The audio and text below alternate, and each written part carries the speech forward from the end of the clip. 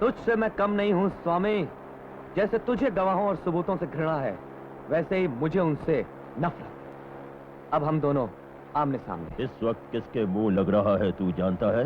जानता हूं, देश के सबसे जालिम दुश्मन के, पूरे देश को अपनी मुट्ठी में करने का सपना देखने वाले भेड़िए के, मेरी मुट्ठी में जिसके प्राण फंसे हैं, उस लोभी ढोंगी अनंतानंद स्वामी के। तेरा कहने का मतलब? ये यहां मैं नहीं बताऊंगा, वहां पहाड़ पर चल के प्यार से तुझे बताऊंगा। हाँ? रुको! रुको गाड़ी! Stop it! Stop it! ये क्या कर रहा है तू? ये जवाब है अब तक मेरे साथ बदतमीजी से पेश आने का। इसका कोई गवाह नहीं। हा? बताता हूँ, मुझे बाहर निकलने दे, यू बास्टर्ड! ये जवाब है उस मासूम बच्चे को बेरहमी से मारने का। इसका भी कोई सबूत नहीं। अब तुझे इस कार समेत उस खाई में फेंकता हूं। इसका भी कोई गवाह नहीं।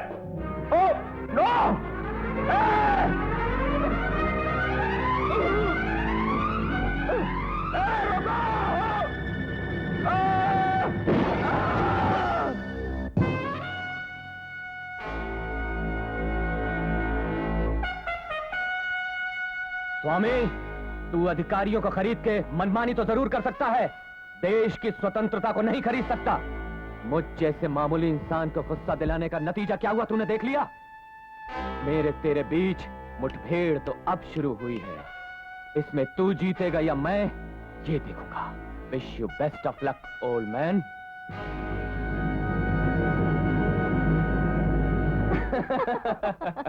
बाग में बीज बोने से जैसे 2 रोज बाद पौधा औले से बाहर निकलता है, वैसे उसका सर कीचड़ से बाहर निकला। प्लीज विकास, और मजाक मत करो।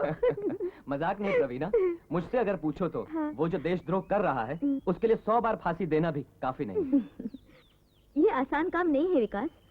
उस स्वामी के पीठ पर एक बड़े क्रिमिनल लॉयर का हाथ है। वो वकील उसको कानून के शिकंजे से बचाता है। यही नहीं विकास, कहीं पर स्वामी का एक खुफिया टापू है और मैं समझती हूँ वहाँ हथियार बनाने की एक बड़ी फैक्ट्री है। उन हथियारों को बांट के देश में आतंक फैला के देश को फिर गुलाम बनाने का उसका प्लान है। ये प्लान बनाया है उसी लॉयर ने। इस क्रिमिनल को पकड़ना हो तो उस क्रिमिनल लॉयर को बेबस करना होगा। कहाँ है वो? यहाँ नहीं रहता, वो दिल्ली में रहता है।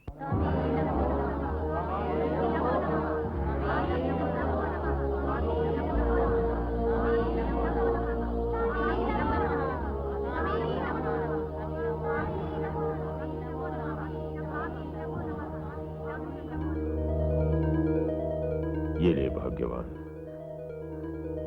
स्वामी। दीर्घ सुमंगली भव। स्वामी, ये अभागन तो सुहागन ही नहीं है। ये वचन व्यर्थ नहीं होगा।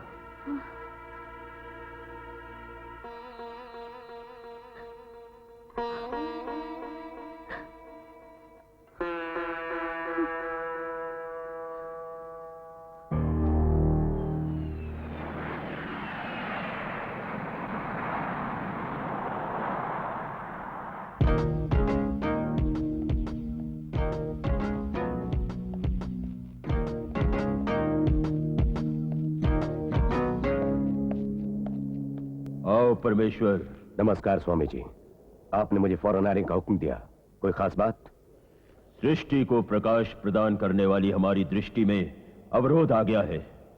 एक किरकिरी है जो हमारी आंखों में खटक रही है परमेश्वर। समझ गया स्वामी। आपके मन को संताप पहुंचाने वाले आदमी का नाम तो बताइए, नाम और निशान मिटा दूंगा उसका। बात से फिरोगे तो नहीं? स्वामी, आज मैं जो भी हूं आपकी कृपा से हूं। अपने मर जाने का यकीन अपनी पत्नी और बच्चे को दिला के जब मैं आपकी शरण में आया तो इस जिंदगी के दीपक को तूफानों से आपने ही बुझने से बचाया। आपकी कृपा से आज इतना मशहूर क्रिमिनल लॉयर हो गया हूं। हुक्म कीजिए स्वामी, फौरन चिता जला दूंगा मैं उसकी। लेकिन वो बालक तो तुम्हारी चिता में आग देने के लिए पैदा हुआ है परमेश्वर। एक बेवकूफ बच्चा है वो, बदतमीजी का पुतला है वो। उसने मेरा अपमान किया है, चुनौती दी है मुझे उसने। वो कौन है बताइए स्वामी। बताऊंगा नहीं, तुम्हारी उससे भेंट का इंतजाम कर चुका हूं। जाके उससे मिलो, अच्छी तरह उसको जान लो, उसके प्राणों को मत लो, मान मर्यादा मिट्टी में मिला दो।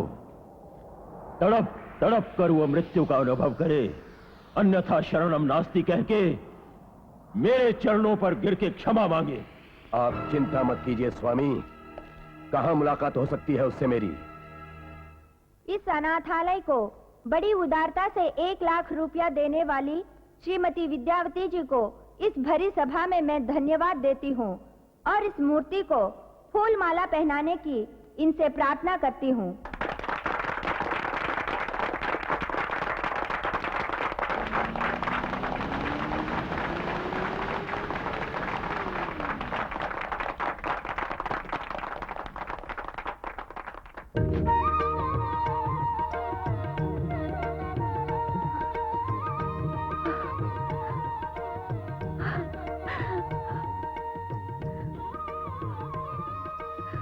स्वामी,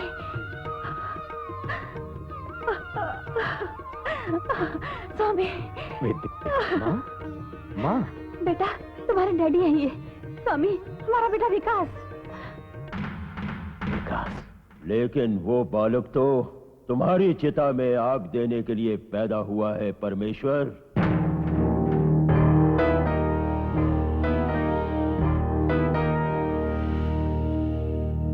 स्वामी, ये बताइए, मेरी परीक्षा क्यों ले रहे हैं? परीक्षा नहीं परमेश्वर, नाटक है ये, जगत का नाटक। इस जगत नाटक का सूत्रधार मैं हूं, पात्र हो तुम लोग। वो बालक तुम्हारी चिता में आग देने के लिए पैदा हुआ है। जब आपने ये बोला तो मैं समझा नहीं था स्वामी। अति सुंदर। अब ये नाटक एक मनोरंजक मोड़ ले रहा है। एक तरफ है गुरु, दूसरी तरफ है पुत्र। इस गुरु के शिष्य होने के नाते अपनी बात को निभाओगे या पुत्र की ममता में तुम बंध जाओगे? स्वामी, गुरु की आज्ञा पर एकलव्य ने अपना अंगूठा काट दिया था। मैं गुरु की आज्ञा पर अपने बेटे का सर काटकर आपके चरणों में डाल दूंगा, ये सौगंध है।